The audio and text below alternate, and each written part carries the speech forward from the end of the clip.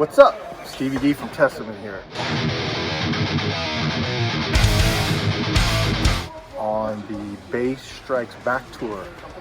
It's a tour of 3 prominent Bay Area thrash bands, Testament, Exodus, Death Angel. And on this tour with the 3 bands, we have 3 amazing bass players. So we will be talking to Jack Gibson from Exodus, Damian Mason from Death Angel, as well as myself. We're going to be going behind the scenes and in the lowdown of what each bass player has brought to play, as far as the instrument, the gear, their techniques, and things that bass players do on a tour. This show is oriented right on the bass of the Bay Area thrash bands.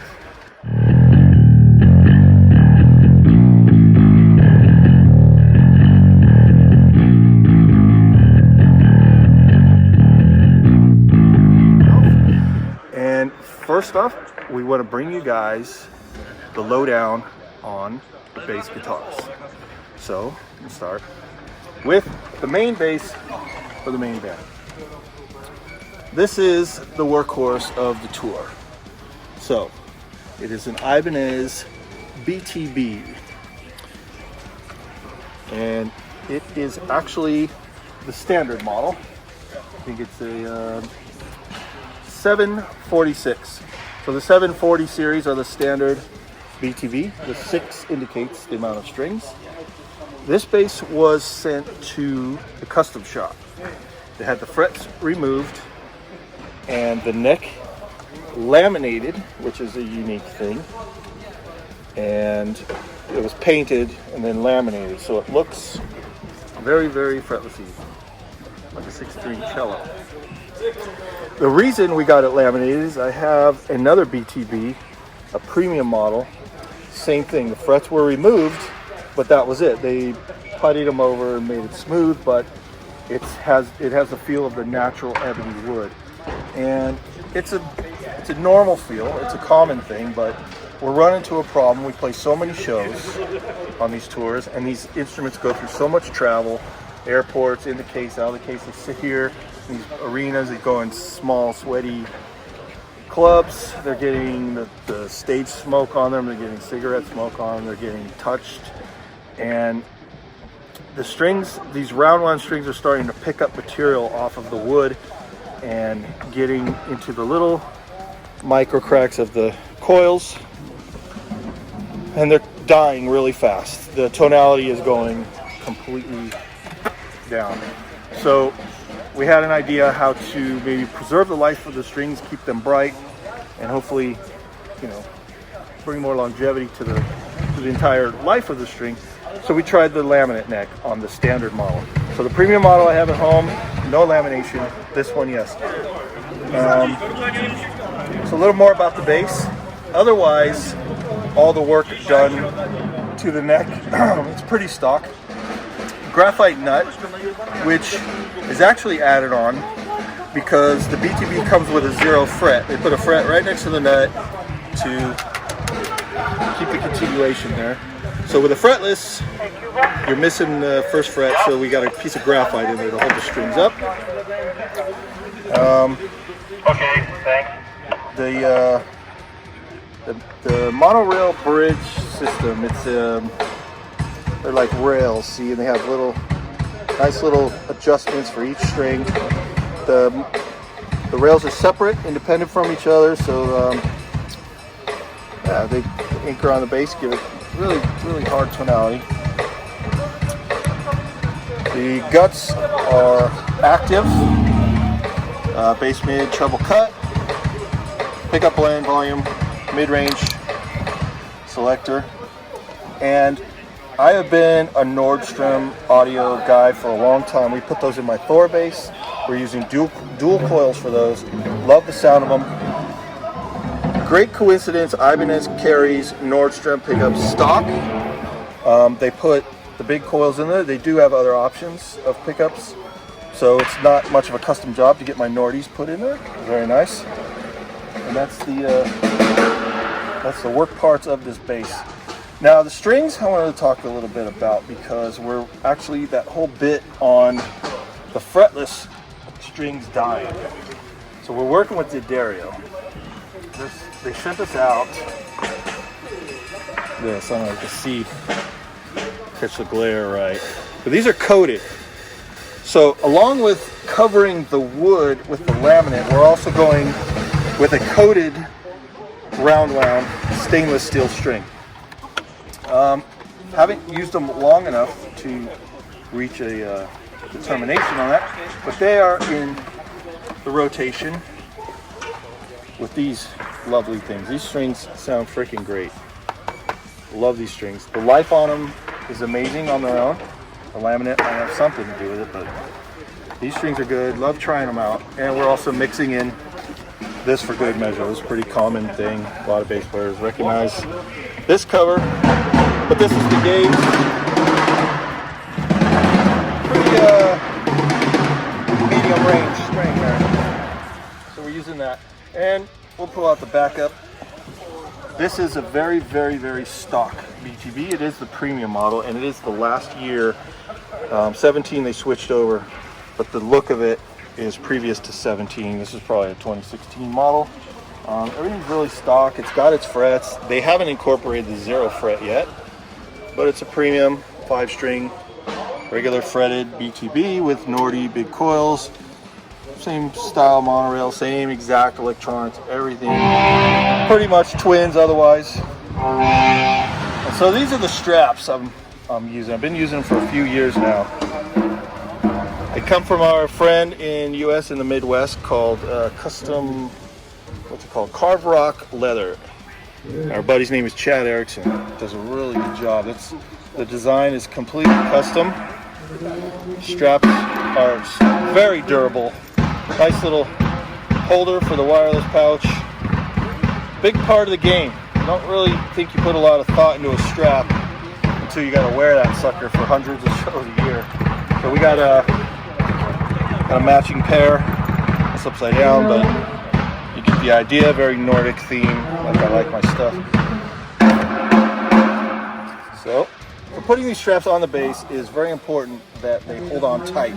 So we are using Dunlop strap locks. Swear by these things. If you've ever had a bass fall off the strap and hit the floor, hit your leg, you will know how important it is for strap locks. So Dunlop keeps us stocked with that.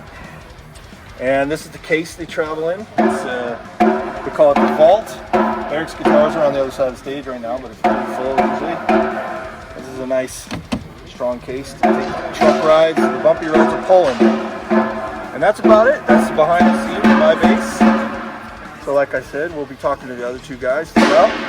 We'll have Jack Gibson and his basses, and Damian and his stuff. I think he's doing all live in it, so you gotta check that out. Well, thanks for watching, guys, and we'll keep you updated from the Bass Strikes Back tour. Let me tell you, playing with Stevie Dee, I can't even describe it sometimes, you know? It's I could go into his technical proficiency in terms of, for me, this is my opinion, he is absolutely the best bassist in all of metal, like bar none, you know, and I am including all the Geezers and Cliffs and Steve Harris's and all that sort of stuff. Stevie Dee is my man. He is the most ultimate bass player ever, and he's got all that together. But the main thing, he's been my brother for 27 years now. We've known each other for well over 30, and you know, since the early Death days, we've just got the vibe together. You know, the way we work together, we're best friends. He's been one of my best friends for a long time, for you know, over half my life, I suppose. So that's really the best thing about Stevie Dee is his on stage, amazing. The way we work together, amazing. But it's the off stage stuff. We are of like mind so many ways. We are the Laurel and Hardy rhythm section. We're not sure who Laurel and who Hardy is anymore, but you know, that's the best part, is Stevie Dee as the man. You know, we've got it together. We've got that symbiotic mind, rhythm section brothers, and I love the man, and I will always be there for Stevie Dee. You know, like he's the best. He's awesome. So I'm stoked. We're all stoked. Love him.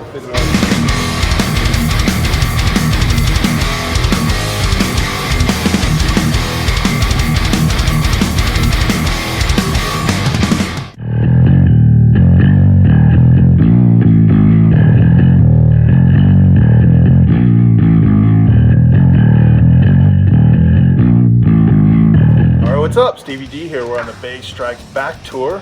Testament, Exodus, Death Angel, and I'm here today with Mr. Jag Gibson of Exodus. How you doing, Jaggy? Good. How you doing? Good to see you. How's the tour going for you? Good. All right, so we're in Wiesbaden. Wiesbaden. Like Weiss beer, wheat. Wiesbaden, Germany. Wheatland. So we're a couple weeks in the tour now, and we've been playing. And we're here today to talk about the bass guitars we chose for this tour. So, Jack, here's your bass. Just tell me about it. What is it? This is my brand new Yamaha. They just made this for me. It's made out of epoxy resin. It's a actual lucite body. And I bet that fucker's heavy, right? It's heavy as shit. Yeah. Steve would actually know. He actually got to play it I the set other that day. up. It's very fucking heavy. It's like a big slab of coffee table. Yeah, totally. Yeah, it's a giant ashtray. So, but it's good. The feel of it's good. So Great bass. Yeah. So we know the body. What's the neck? What's all the other parts? The neck's just a standard BB neck, and they wanted to make it, the actual bass that they are putting out right now. So this is a prototype. This is the only one. Yeah, it kind of came about because Yamaha just bought Ampeg last year or the year before, Right. and so I brought up the old Dan Armstrong Ampeg bass that was clear. The old tank. Exactly, and so they don't actually have the license to that. Ampeg, I guess, never actually owned that bass. They just licensed it out, and so. But you see the kind of throwback to it. It Yeah. has like a subtle and we nod put to that. the pick guard. On Yeah, it, actually, you know got what I to mean? show So- that part right here. Maybe you should. Yeah, like the pick But guard. look at how you can just see everything. It's like an X-ray. Yeah. You can see the bones and the veins and. And we actually put the battery in the main thing, because then it would have taken another whole chunk out of the glass. Right. Yeah. You got to And economize yeah. cutting into this. So And it I was stays- gonna put lights in it, but then it would have taken another battery and another wires and You stuff. need a wire so- channel like this. Right. You so can see that's we cool. ended You up- see the screws holding it. Yeah. That's really neat. It's cool. Yeah, it's pretty good. And then they do this special. Yamaha kind of a few years ago does this where they anchor the back end of the neck in with these diagonal screws. Yeah. And So it the really bolt on. holds it. You've always played bolt on, or you switch out between neck throughs? I really like bolt-on. I had some neck throughs before, but I think that the bolt-ons they're more snappy. Like there's actually a little bit of less resonance in them. There is, yeah. And so when we're playing, like you can get more. Like each note has its own life. People like more. the neck throughs for the warmth, where Yeah. this has a nice little knock. Yes, exactly. A little percussive Right, sound. exactly. Like there's almost too much tone in a neck through for me. It kind of When you're moving fast. When you're moving fast, it kind of rumbles through the riff, more. So I ended up going back to bolt-ons, and that's just kind of. It's a good sound. It's just kind of. And so this electronics is this stock. Or This is was it- an old, there's this one BB that I go back and buy. It's one of the Nathan East All right. cut downs, and it just had the perfect preamp in it, and I've just gotten so used to it that when we were doing this, I sent them an old, I had an old body that still had the pickups. So this in was it. to your specs, but Yeah. based on their old. Yeah, like they do real. Most of the BBs are a PJ setup, like the old school thing. But I like these, this is just a single coil with a dummy coil in it, and to keep Right. the hum it's like a humbucker kind of, and then they got some kind of preamp, a high-low boost in there. And this one just works perfect for this type of music. Sometimes when I take these basses and play like just a normal rock tune or something like that, it's a little too hot, you know. And but for Step for it on softer tones and stuff, yeah. But for what we're doing, this is perfect. Kind of cuts in, gets just right where I want it to be. And so what about the strings? You're obviously metal players always play round, but I do. These are the Dunlop Super Brights. oh, right. And they were made for one of the thumb Marcus groups. Miller. Marcus Miller, Yeah. yeah. And they the guys were friends with those dudes down there, and they actually recommended these to me. Brian Kehoe said, "I think you'll like these because my tone is a little bit like thumb tone. It's that kind of percussive piano-y, and good attack, right, a with lot of good- articulation with on the good growl top in end. it, Sure. and I love them. I've used them I've used them ever since then. Yeah. So it's set up for metal. Yes, absolutely. Big, heavy beast with a lot of sharp attack. That's right. Yeah. And this thing, man, it's got sustain forever. That's one of the thing about this bass. I didn't really notice. Even on the like the B string, you know, on the lowest note, you hit it and it just goes and goes and goes and goes. So it's Subterranean levels. It's awesome. Yeah, So this is the main axe, and then your backups are similar. Yeah, the backups are. These are actually really had been my number ones forever, and this is that old. It's kind of a Nathan East. Like it's a cut down from the Nathan East Sig model about 10 years ago. Yeah. And I just like the preamp in it is just perfect. So it's more or less based More or on less your the thing. same, yeah. Like these ones are, the body's a little bigger on this. Like this is the old traditional BB style, the Michael Anthony, you know, type bass, you know. And then this one was a little more streamlined. But I like the preamp in this one really. And so that's what's in this one too. Yeah, so do you guys play in different tunings? No, not now. So that's just strictly a backup It's or an just a backup. alternate? Yeah, because if we were gonna do altered tunings, we'd need, you know, other basses Backups to the backups to the other tunings. So yeah, I got to travel a lot. it's harder to travel, especially over here, you know, because you just got to bring it or leave it here. So I think we'll do more altered tuning stuff in the U.S. and we can just grab stuff from home. A little bit cheaper to carry gear around. Yeah, absolutely. All right, cool. Well, we got the lowdown on Jack's axe. So there you have it. Well, thanks, Jack. Yep. Awesome. Thanks for the talk, and we'll see you next city. All right, brother. Jack Gibson. Well, what can I say about Jack Gibson? He's a dope smoking Republican, and he loves it. No, there's some great players, great bass players on this trip. All the bands. Damian's amazing. Death Angel. Of course, Steve's fucking crushing. You know, but it's just bass. Who cares about bass? It's just a frequency. No, we love good bass. Lord, Maggie. Good bass and metal I'm sorry you guys. fucking completes the rhythmic onslaught, so we love it.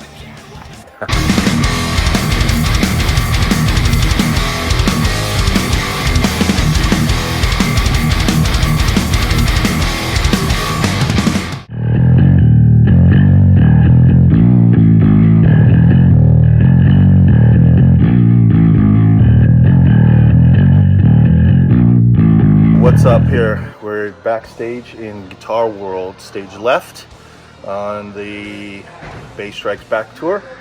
Talking with fellow bassman Damian of Death Angel. What's up, Damian? How you doing? How's it going, man? Good All to see right. ya. So today we're just gonna talk basically about the bass guitars that we chose to bring and play on this tour. So this is Damian's Bass of Doom. Booyah. So basically, just what do you got here? What kind of bass is this? This is an older bass from about the mid-90s. It's Ibanez ATK bass, as it says up there. Old school. Totally, yeah. They recently came back out and reissued these, I think after probably about 10 or 15 years of being inactive. But what you got is something this one was made in Korea. It's got the maple neck. It looks like these are Schaller machine heads, although I do prefer hip shot. These happen to be Schaller. And one of the things I like about this is it's got the big, fat, I guess they call those soapbox style active pickups. Yeah, so tell me about that. Is that stock? That's just stock. That's an Ibanez pickup. Yep, everything about this thing is pretty much stock. What you got here is you got bass, mid, treble. You got a 3-way pickup switch. So it's active. It's very active. Yeah, so you got a boost, cut option. Yeah, the battery pack would be, I think, right there behind Battery, those two small screws. side, yeah. And one of the things I Bolt on. What do you like the bolt on sound? I mean, if I could have my preference would be set neck. Neck through. Yeah, definitely. Neck through, you get that full sustain. But I have to say, I mean, for a bolt on, the sustain on this thing is pretty incredible. And I attribute good sustain typically to having a set neck, but also when you have the string through the body. Every bass that I've ever had that has a string through the body, it seems like the sustain is just more humming, it's more hot. And if there's something I love about this bass is that I feel like I only need to use my right hand for 40% of the songs. I feel like touch and go, huh? You keep a really low action. Very low action. Yeah, yeah. Not as low as Jack's. Yeah, Jack's is laying right on the board. Yeah, he's got a little. That's a little give. That's not too bad. Yeah, but I mean, you could not that low action's bad, but it's not going to buzz on you, right? You could really. Get, so what kind of strings do you use? They're obviously round wound. The round wound I use. What do you think about? It's Dunlops. Yeah. It's I believe the Super Brights Dunlop. Oh. Got a pack. somewhere around here, courtesy of Armando. Yeah. So that's what I'm currently using. It's 45 to 105s. For a while I was using the 100s, but I find familiar that with these. you know them too. Yeah. Yeah. We use these. Jack uses these. Yeah, I right. think all three of us are sporting super I bright. think this is kind of like the go-to strings for metal bass players these days. But I do the 105 because to the 45 because I like to be able to bend a little bit without having to do the 50, but I need a low 105 because we drop down to C sharp sometimes. But other than that, you know, everything is stock. I do oftentimes prefer to have. I found this used. A lot of times I prefer to use basses because everybody knows it's like violins or cellos or anything else. It takes about 4 or 5 years to get to a spot, if not longer. Yeah, the wood kind of cures or whatever they call Right. it, sets up. Yes. Yeah, so maybe it's paled a little. Did it come brighter white maybe stock? It probably did come brighter white. It's got kind of like the vintage white now, Yeah. as you'd call it, or like an off-white or maybe eggshell white, I don't know. Yeah. So you can do the whole tour as one bass, you know, with backup. I do have a backup, which our techs are a lot of times overworked, Yeah. as techs tend to be. So I find if as long as Armando sets me up with a tuner, I can drop down to C sharp real quick. And other than that, it holds in tune great. Yeah. I gotta say, this thing holds in tune really, That's really well. good faith in the bass. It's just Yeah. go out there and play your whole set like that. Yeah, I it's check, good. I mean, in between songs, but also too, these things are pretty true too. You know, if I drop it down, I know I could bring it right back up to there, Yeah. and it's back in tune. It's not. Have you ever thought about one of those D-tuners? All my other basses have those. Yeah, me Every too, single me one. too. Yeah. I asked Tipshot about a detuner. Oh, there's no clearance. Huh? Right, and that's what they said. There'd be no clearance. I've had on one of my Rickenbackers, that's a fake one. There was no room, and the guy carved a little notch so that would slide on top of it without grinding. Totally modified. Totally modified, yeah. Cool. I wish I could show that one because that one is a really cool looking one. Yeah. But this one is really, I mean, I call this a working man's bass because if you just need to get up and go and grind away, it's gonna stay solid. It's gonna work through, and it's not too specialized. It's like a hyper P bass maybe. Sure. And that it's got like a thicker. It's not tapered like a jazz bass, but it's a workhorse. Yeah. You could beat this thing up. You could drop it. You could throw it around. Yeah. And go for it. No, man. But, No, it sounds good every night, man, and that's cool. So, definitely hot. yeah, thanks for introducing us to her. Yeah, right on. All right, well, Always a pleasure. yeah. What's up? This is Will Carroll from Death Angel. Playing drums with Damian Mason, the fucking rhythm section going on. I've known that kid since he was like 17 or 18 when he was playing in my Merciful Fate tribute band, Hail Satan. And from that, it progressed to him and I were in a band called Scarecrow with Matt Harvey from Exhumed. And then we both mysteriously joined Death Angel together. So someone was scoping out this rhythm section. And that's what I have to say about jamming with Damian Mason.